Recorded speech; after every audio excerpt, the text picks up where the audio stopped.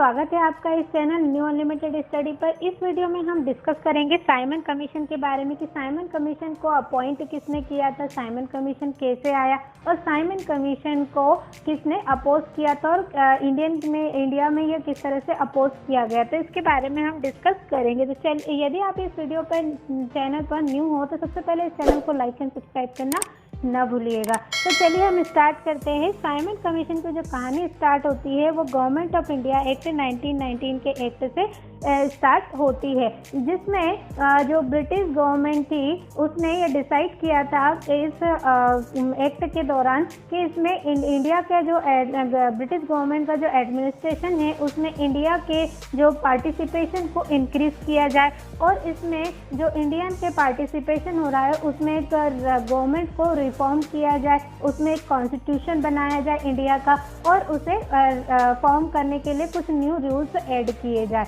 यह भी इन्होंने डिसाइड किया था और यह भी अनाउंस किया था कि 10 साल के बाद 1919 के 10 साल के बाद एक गवर्नमेंट रिफॉर्म की जाए, कमीशन लाया जाए, जिसमें यह अनाउंस किया गया था कि जो हमारा जो इंडिया का कॉन्स्टिट्यूशन है उसको किस तरह से डिज़ाइन किया जाना चाहिए और उसमें जितने भी रूल्स है उसको किस तरह से ऐड करने चाहिए। तो इसमें यह अनाउंस किया गया था कि जिसमें एक कमीशन लाया जाएगा और जिसमें कॉन्स्टिट्यूशन को इस्टेब्लिश किया जाएगा। तो इसमें जो हम समझते हैं कि साइमन कमीशन जो आया था हमारे इंडिया में तो वो 1927 में आया था। कब आया था? 1927 में आया था, नवंबर में। और ये किसके द्वारा लाया गया था? ये ब्रिटिश कंजर्वेटिव गवर्नमेंट के अंडर में स्टैनले बाल्डविन के द्वारा एक रिपोर्ट तैयार की गई थी, जिसमें यह रिपोर्ट के दौरान कहा गया था कि जो इंडिया का जो कॉन्स्टिट्यूशन है वो ब्रिटिश गवर्नमेंट के द्वारा बनाया जाएगा और उसमें जो जितने भी रूल है या जो भी जितना भी उसमें रूलिंग होगा वो जो ब्रिटिश गवर्नमेंट है उसके द्वारा ही किया जाएगा। ये इंडिया एक्ट के दौरान इस रिपोर्ट में कहा गया था। और जो गवर्नमेंट ऑफ इंडिया एक्ट है उसको मॉन्टेगू चेम्सफोर्ड रिपोर्ट के नाम से भी जाना जाता है। तो इस रिपोर्ट के दौरान ये डिस्कस हुआ। तो जो साइमन कमीशन की जो डेट है वह क्या है? 1927 नवंबर में यह आया था। अब इसका आगे के प्रोसेस हम जानते हैं कि जो लॉर्ड बिरकेनहेड जो हमारे इंडिया के सेक्रेटरी ऑफ स्टेट रहे थे ब्रिटिश गवर्नमेंट के, उन्होंने इस कमीशन को 1927 में इंडिया में सेटअप किया। क्या किया उन्होंने? इंडिया में सेटअप किया और इसमें कितने मेंबर थे? इसमें 7 मेंबर इंक्लूड थे ब्रिटिश पार्लियामेंट के और उनमें से जो क्लेमेंट एटली थे वह भी शामिल थे या वो भी इंक्लूड थे इन मेंबर में, 7 मेंबर में से। और ये आगे चलकर जो क्लेमेंट बैटली थे वो ब्रिटेन के प्राइम मिनिस्टर बनाए गए थे। तो इसके बारे में हम थोड़ा सा डिस्कस करेंगे। जो साइमन कमीशन है 1927 में आया, किसके द्वारा आया, किसने सेटअप किया था? तो लॉर्ड बिरकेनहेड थे, इन्होंने सेटअप किया था। सेक्रेटरी ऑफ स्टेट रहे ये ब्रिटिश गवर्नमेंट के द्वारा। अब जो साइमन कमीशन लाया गया उसके जो चेयरमैन थे वो कौन बनाए गए? सर जॉन साइमन बनाए गए थे चेयरमैन। और अगर इस साइमन कमीशन का ओरिजिनल नेम की हम बात की जाए तो इसका जो नेम था, original name Indian statutory commission रखा गया था और इसे बाद में जब चेयरमैन बनाए गए सर जॉन साइमन तो इनके नाम पर ही से साइमन कमीशन रखा गया। अब आगे हम चलते हैं, इसको समझते हैं। इसको अपोज किसके द्वारा किया गया, कैसे अपोज हुआ? तो इसमें हम थोड़ा सा जान ले कि भैया जो कमीशन है वो अपोज इसलिए किया गया था कि जितने भी 7 मेंबर जो थे वो सारे के सारे क्या थे? ब्रिटिशर्स थे। उसमें एक भी कोई भी जो लीडर था या जो भी मेंबर थे उनमें शामिल नहीं थे इंडियंस। तो इस पर जो इंडियन थे वो इसमें चाहते थे कि इंडिया का भी इंक्लूड हो, यानी इंडिया के जो मेंबर है वो भी इंक्लूड हो, लेकिन ऐसा नहीं होता और ब्रिटिश गवर्नमेंट के मेंबर ही इसमें इंक्लूड होते हैं। तो अब ये जो अगर एक और सवाल अगर आता है कि अब जो साइमन कमीशन है वो कहाँ से आया? तो साइमन जो कमीशन है वो ब्रिटेन से आया था। कहाँ से आया था?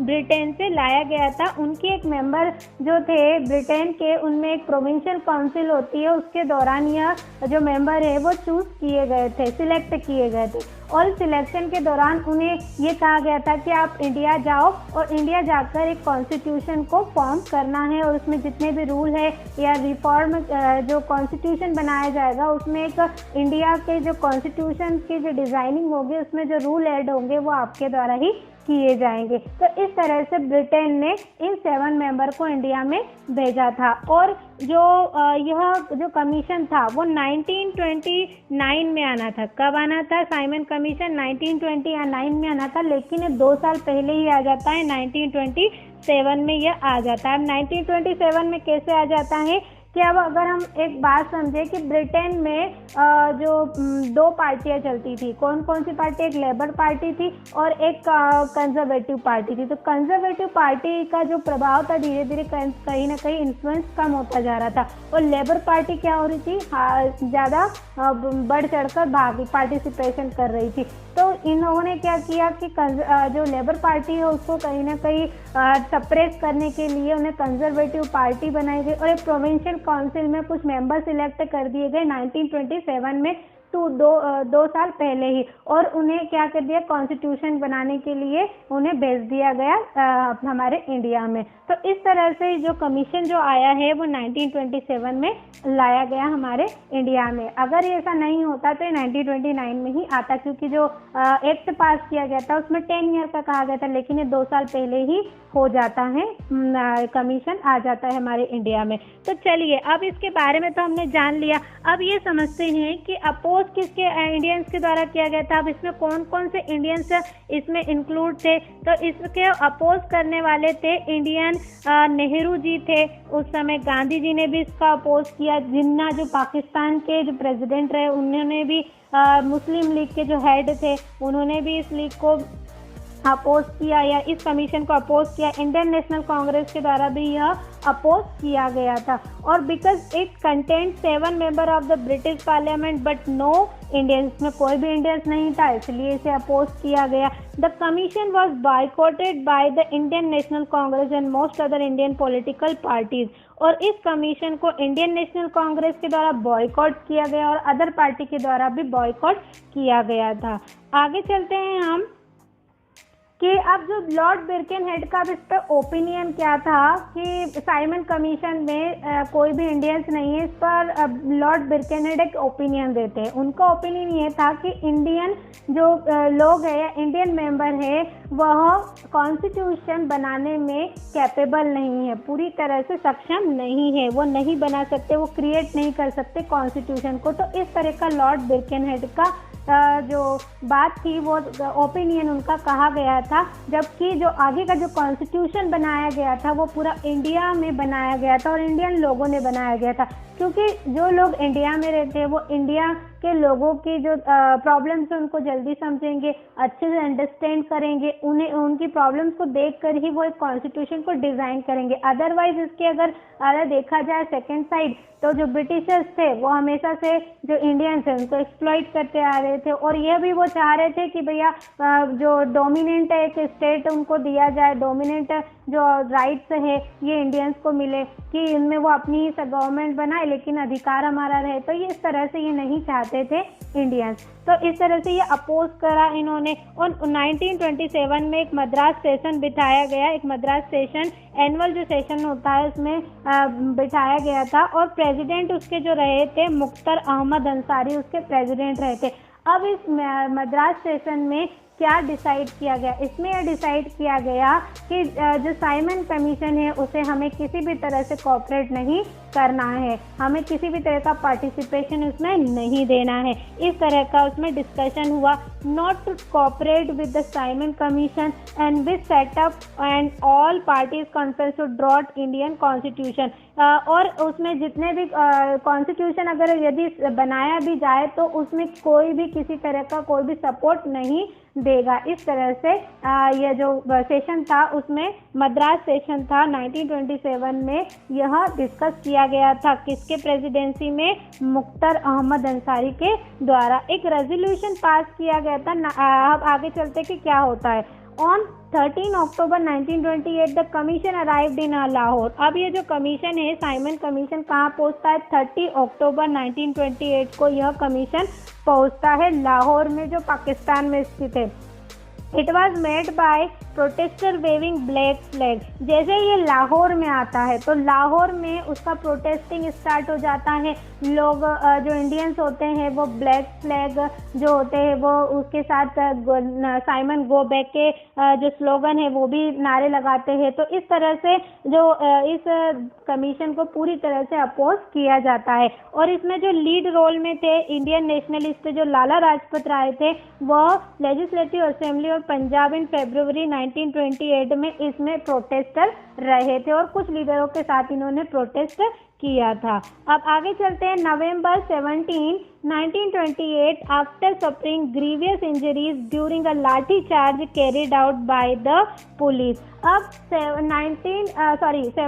नवंबर 1928 को जो लाठी चार्ज के दौरान कि जो लाला लाजपत राय थे उनको बहुत ज़्यादा चोटें आई थी या उनके सर पर, बाकी तो वैसे तो लीडर्स को बहुत ज़्यादा लाठीचार्ज किया गया था और उसमें बहुत सारे लीडर्स भी इंजर्ड हुए थे, लेकिन लाला लाजपत राय को गंभीर चोट आने के कारण उनके सिर पर चोट लगी थी, जिसके कारण 17 नवंबर 1928 को गंभीर इंजरी के कारण उनकी डेथ हो जाती है। और उनकी डेथ के बाद ही जो इंडियंस है वो पूरी तरह से आक्रोश में आ जाते हैं और उसे पूरी तरह से बॉयकॉट कर देते हैं। साइमन कमीशन को पूरी तरह से सप्रेस करना कर देते हैं। अब सप्रेस में क्या करते हैं भैया, ये लोग क्या करते हैं, पार्टी कॉन्फ्रेंस कमेटी बिठाते हैं जिसके चेयरमैन जो थे वो मोतीलाल नेहरू। अब मोतीलाल जो नेहरू है वो पंडित जवाहरलाल नेहरू के फादर है और इसमें पंडित जवाहरलाल नेहरू भी पार्टिसिपेट करते हैं। तो इसमें एक रिपोर्ट तैयार की जाती है, it is known as the Nehru report, जिसको नेहरू रिपोर्ट के नाम से भी जाना जाता है।